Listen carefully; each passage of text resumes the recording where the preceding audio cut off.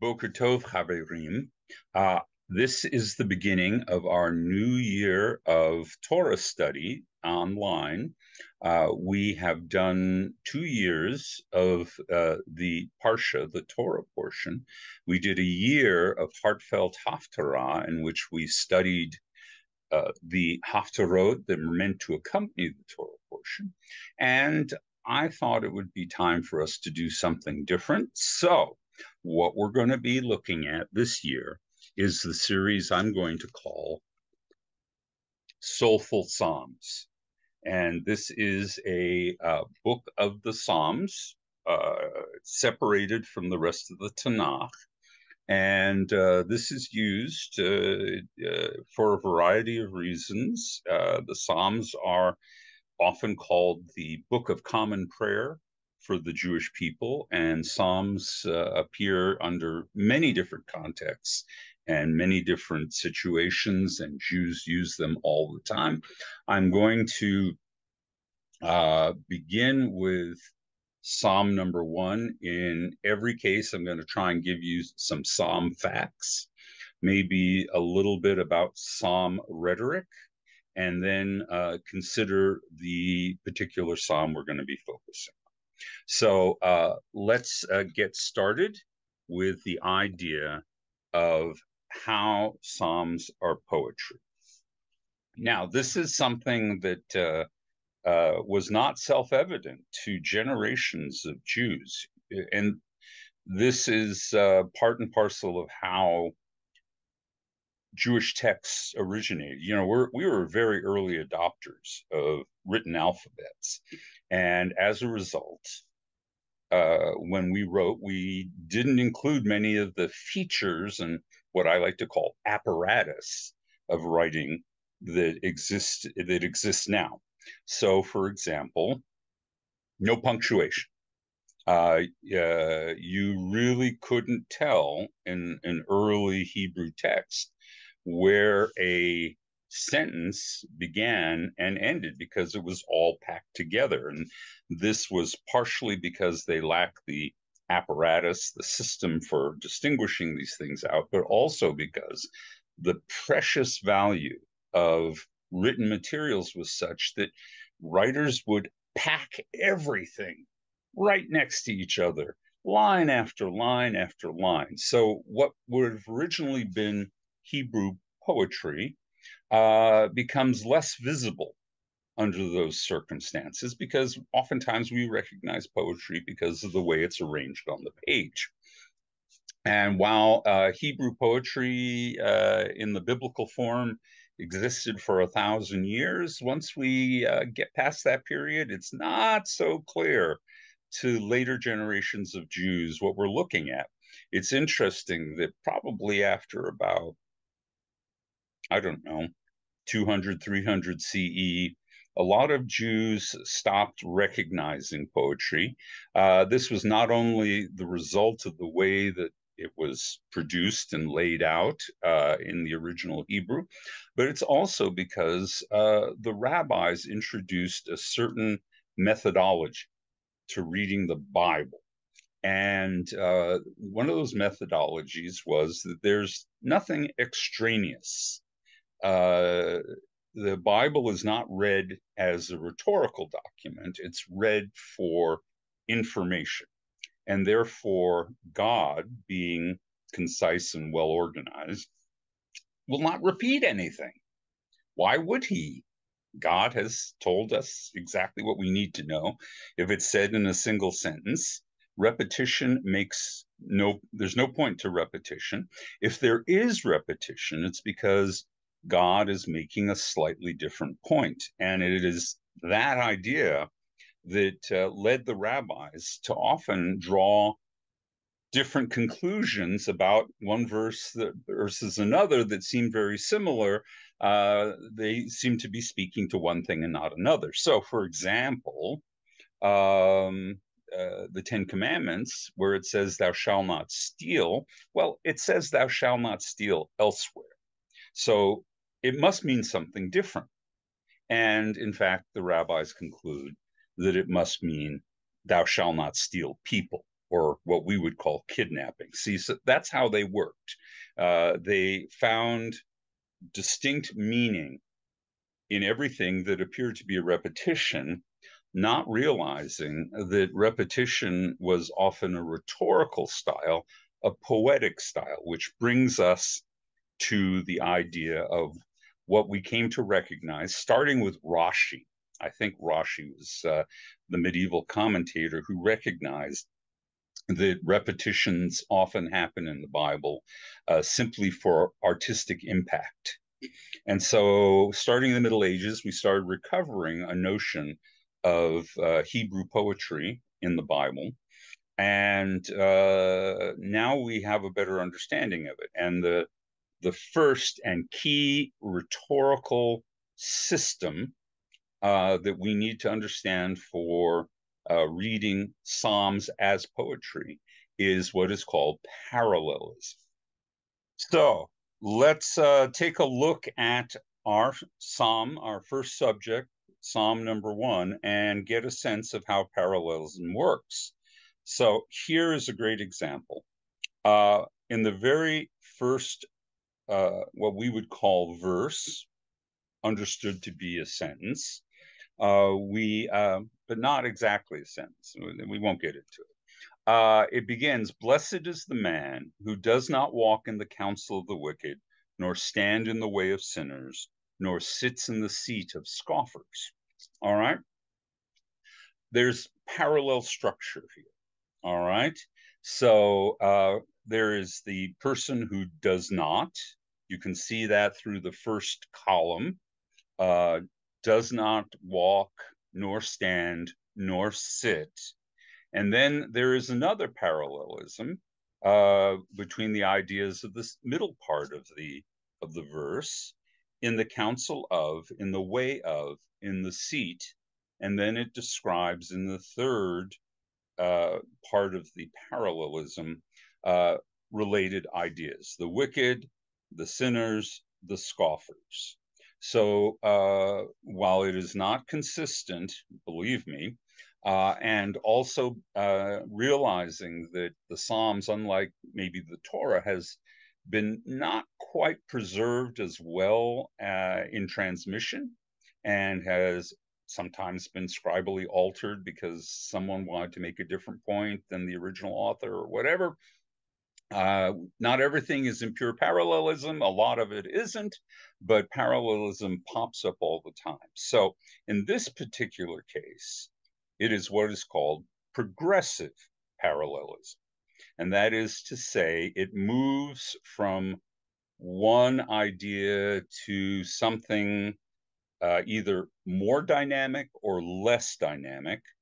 But then it affirms that the idea applies in all cases. So look at what it does. I mean, the movement is walking, standing, and sitting. This is a very carefully crafted parallelism. So the idea is that if you start behaving in a way that puts you in the presence of sinners, the evil, the wicked, the scoffers, eventually you're going to stop and you're going to stand with them. And then, as a result of standing with them, you're going to end up sitting with them. And that's bad. So you don't want to do even a drive-by encounter with the wicked. You want to take your own path, a different path. And so the parallelism not only has a very satisfying sense of symmetry to it, which we have become familiar with in the entire Bible. The theme of symmetry pops up all the time in the Bible, in prose as well as in poetry. But here you get a very strong sense of it. But there's also a sense of progress or advancement, or in this particular case, going backwards, retrograde action. You start out just hanging out with a sinner on the roadside, and pretty soon you're right there in the middle of the council of the scoffers, right? So that's a parallelism. Now, some parallelisms are much more static. They simply repeat the same idea in a different way. Sometimes they're reversing. There's all kinds of artistic things you can do with parallelism if you are a biblical author, and we can encounter all of those. There's one more slide here I can show you. Okay, and this is the counterpoint. All right. And here it does something else with parallelism, which is called a chiasm. That means a cross. So look at how this works. But his delight is in the law of the Lord, and on his Lord he meditates day and night. So that's the contrast. That's the antithesis to the idea of being wicked. But also notice the complexity of what's being done here. If you can look at the picture, you'll see there's actually little cross lines there. That's because the parallelism, but his delight is the parallel ideas. He meditates day and night. And then the other parallelism between these two sticks, which is the proper term for these parts of the verse, is, and on his law is in the law of the Lord. So the idea of the law or the Torah is included in both lines as a parallelism, but they're put in a different order because it's more interesting. And it creates a greater sense of complexity in what is being said. So that's a very quick crash course in parallelism.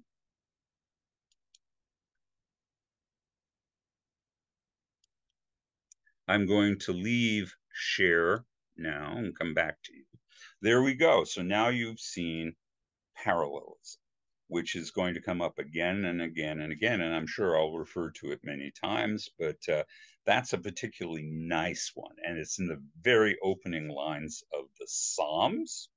And that's purposefully. I think I've talked to you in my previous lectures about canonical. What's the word? It's just gone out of my head. Canonical criticism. There we go. And that is the idea that there is a lot of thought put into the way the Bible is organized, how the canon is arranged, regardless of how each individual text or book has been edited. The way the books are presented to us is meant to communicate something, and the way the sections are organized also is meant to communicate something. And for Psalm 1, it's like an opening for the entire book of Psalms. Now, Psalm 1 is often described as a wisdom psalm. It uses much the same language as the book of Proverbs and Kohelet and the book of Job. It's a way of getting us to think about not big cosmic ideas, but rather, what's the best way to live life? How should one be wise? How should one conduct one's daily affairs? And that's a wisdom psalm. And that sort of sets the agenda. Fancy Greek word is charegma, for the rest of the Psalms. All right, so that's Psalm 1. Now, let me read you the entire Psalm. It's only 6 verses, and you'll get a sense of how it works. All right, so I'm taking this from the Sefer Tehillim from Art Scroll. It's going to be a slightly different translation in the JPS, which is the one we use most often. So just roll with it. The first word, Ashrei, you've heard it many times, especially if you come on Saturday morning. Ashrei means praiseworthy, fortunate, wealthy, and you can take all of those ideas, but here it translated, praiseworthy is the man who walks not in the counsel of the wicked, does not stand in the path of the sinful, and has not sat down in the session of scorners. So there's your parallelism we looked at. But his desire in the Torah of God and in his Torah he meditates day and night. So there's the juxtaposition of what's undesirable with what's desirable, and then he goes on, and then it shifts somewhat because it adopts a image of a tree, which we are all familiar with in Jewish tradition because it's the tree of life. And he emphasizes the tree of life in this way: he shall be like a tree deeply rooted alongside brooks of water that yields its fruit in due season, and its leaf never withers, and everything he does will succeed. Uh, it's not only a good thing to be righteous, but it's the best way to live, and it's going to have positive results for you. Not so the wicked. Again, we return to the wicked. Rather, they are like chaff that the wind drives away. So rather than being a fruitful tree, you're dried out, shriveled leftovers in the field.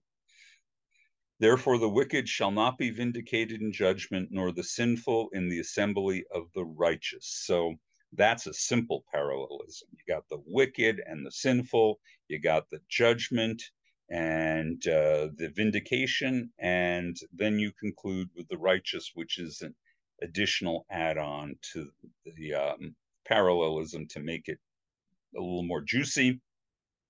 For Hashem, or God, attends to the way of the righteous, while the way of the wicked will perish. Again, either or, contrast, presentation. So that's Psalm number 1. And it's, I think, an incredibly well-crafted piece of poetry, even though it doesn't have any of the features that you and I would look for in poetry in the form of meter or rhyme, which are the primary ways that we write poetry in English. Hebrew doesn't lend itself very easily to rhyme, and meter is only introduced in the Middle Ages. So parallelism is our primary window into the idea of Hebrew poetry, and that's Psalm 1. And then the final thing I want you to be aware of with this soulful psalm is where it's used. And almost all the Psalms are used in different points in Jewish Siddurim and Machzorim and prayers. It's certainly, for example, when you are watching over a dead body before its burial, you recite all the Psalms, 150. In fact, I have this book because I give it to the Shomrim, the people who stay as sentinels with the dead, and they can read it at night as they wait for the day when the person is going to be interred. So that's one liturgical use of Psalm 1, but the other major place it appears is in the afternoon service of Yom Kippur, where Psalm 1, 2, 3, and 4 are all recited in the afternoon. You can see why this would make an appropriate psalm for Yom Kippur, talking about the path of the wicked versus the path of the righteous. Make a choice, right? And choose life in the year to come. The Reformed liturgy, I don't think, preserves Psalm 1 in the afternoon service, but it's there in the traditional liturgy.